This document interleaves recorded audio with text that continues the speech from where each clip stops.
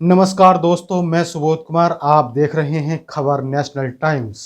दोस्तों, दिल्ली के पूर्व मंत्री राजेंद्र पाल गौतम को लेकर बड़ी खबर। पूरी जानकारी के लिए आपको बता दें कि राजेंद्र पाल गौतम ने 5 अक्टूबर को बाबा साहेब की प्रतिज्ञा खुद धम्म दीक्षा कार्यक्रम को दोहराया। उसी को लेकर अब उन्हें अयोध्या के संतों द्वारा, जो बाबा हैं अयोध्या में, उनके द्वारा धमकी दी जा रही है और बोला जा रहा है कि जो उनका सर काट कर लाएगा उसको 50 लाख रुपया इनाम दिया जाएगा। इस तरह से कुछ धमकी दी जा रही है। साथ ही इन बाबाओं के द्वारा कहा जा रहा है कि राजेंद्र पाल गौतम ने देवी देवताओं का अपमान किया है।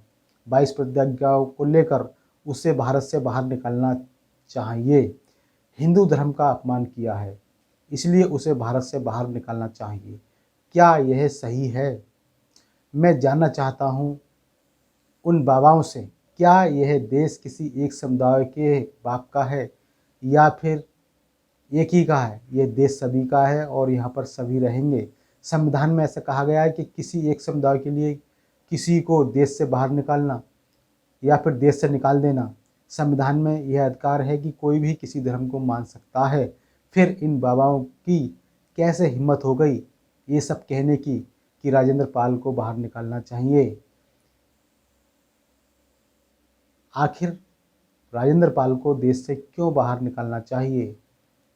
इन बाबा के जो बाबा हैं, इन बाबाओं पर कानूनी सख्त कार्रवाई क्यों नहीं की जाती? आखिर इन्हें सज़ा क्यों नहीं मिलती? सरकार इन पर सख्त एक्शन क्यों नहीं ले रही? देखिए, एक ट्वीट लिखा है हंसराज मीणा ने। क्या है? अयोध्या के कुछ स्वघोषित संतों द्वारा दलित समुदाय से आने वाले दिल्ली सरकार के पूर्व मंत्री सीमापुरी विधायक एल राजेंद्र पाल गौतम पर जिस प्रकार जानलेवा हमले की खुलेआम धमकी दी जा रही है, वह बेहद निंदनीय है एवं कायराना हरकत है।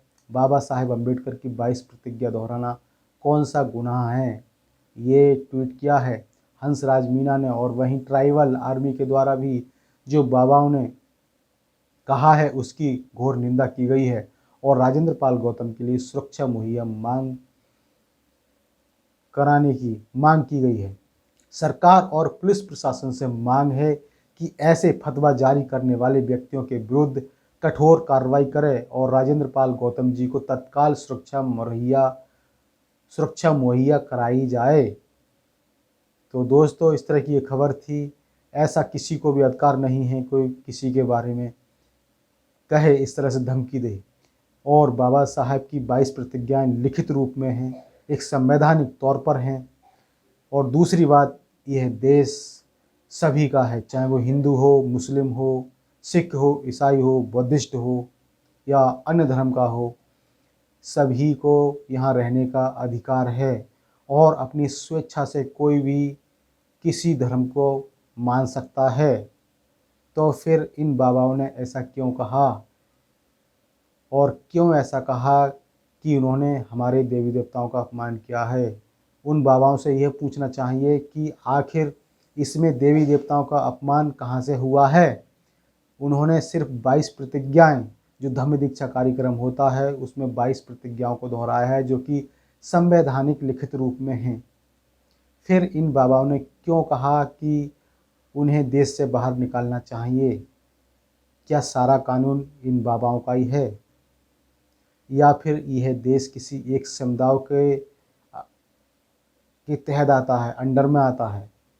क्या यह देश सिर्फ हिंदुओं का है, मुसलमानों का नहीं है, या फिर बौद्धों का नहीं है, या फिर ईसाइयों का नहीं है, या सिखों का नहीं है, सिर्फ हिंदुओं का देश है? या फिर क्या संविधान नाम की कोई चीज़ नहीं है?